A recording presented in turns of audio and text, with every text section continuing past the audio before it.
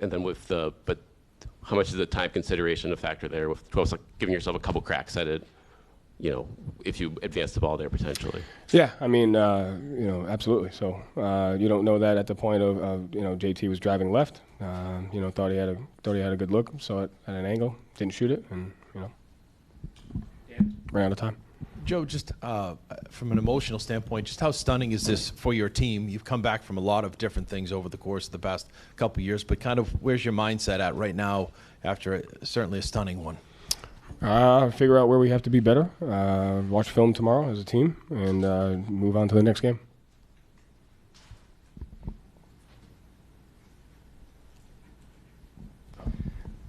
Joe, you talk about poise a lot.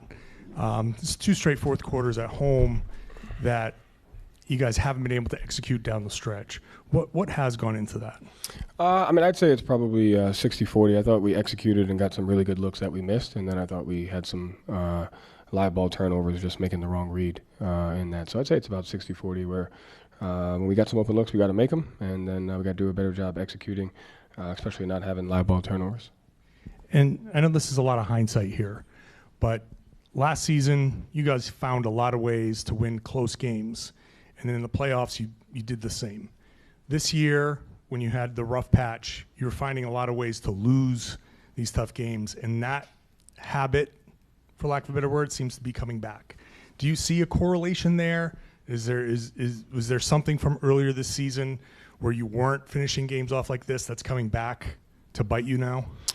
I think regardless of what time of the year it is, if you don't, when you get the shot, if you don't execute it, and when you have live ball turnovers, you make the necessary plays to be able to win, it puts pressure, and you're playing against a really good offensive team that can generate the same type of shots, and I thought they made them, and we didn't tonight, and you can't turn it over in those situations either. What have they done to force Jason into a couple of inefficient games here, and what does he need to do to combat the way they're defending him? I think game one wasn't inefficient, as I thought he just missed some really good looks. I thought today he passed up some ones that he was able to take, and so their switchability, their ability to impact shifts, definitely impacted him tonight. So I thought he missed some easy layups in the beginning of the game. I thought he missed a couple there in the third quarter, but they do a good. OG Anunoby's a good individual defender, and they have good shifts and help behind. Sure, went behind Hack and Mitch to put them into the bonus, and then they just simply pulled him out and put Anunoby in. He's a plus 21, and he's really effective for them. And that's something that we need to do. We need to do a better job in those minutes. Is be more effective when he's on the floor. So plus 19, sorry. So it's just kind of basically getting him off the floor. Like that was the. If you can, yeah. We have to do a better job of offensively attacking him, attacking the team when he's in. And, obviously he poses a threat on the offensive end with his offensive rebounding. So we got to do a better job of winning those minutes for, him to be plus 19. He's one of the reasons why they were able to win the game tonight.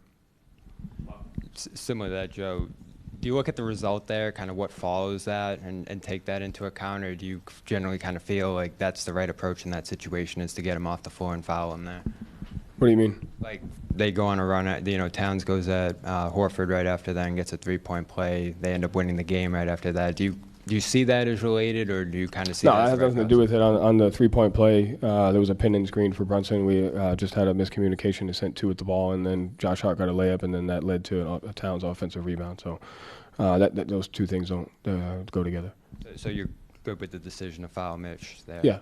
He's a plus 19. All their starters were in the negative. Yeah. Joe, you stay even killed after losses. Like, it's just on to the next. But at the same time, like, no one likes losing. Is there any part of it that, like, can use that frustration or the anger after a loss to, like, go into the preparation of the next game? Or is it a completely, like, clean slate after a game like this? You're down 2-0 heading on the road. So, you have an understanding of your environment, what you're up against. There's also, obviously, a lot of things that we're doing well. But then there's things that we need to be extremely better at in those situations. So, obviously, you have an understanding of the environment. You're down 0-2. So. We got to get on the road, and we got to find a way to win. Joe, you mentioned that Jason was passing up some shots early on. Did you feel like the 63s from game one, maybe kind of they overcorrected a little bit? And did you feel like anything about the 20-point lead with 4 minutes to play, like there was a little bit of that looming memory that that lead was blown in game one? Like, did you feel like there was any impact? I don't think so. No, I think he just tries to make the right play or the right read on each and every possession.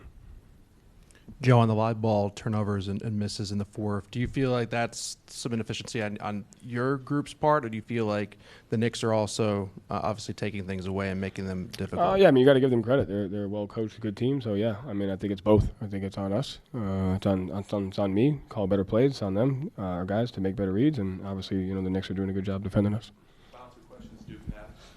Joe, the fact that you guys were so terrific on the road this year, and after these 2 losses, only the 3rd time this year you've lost 2 in a row.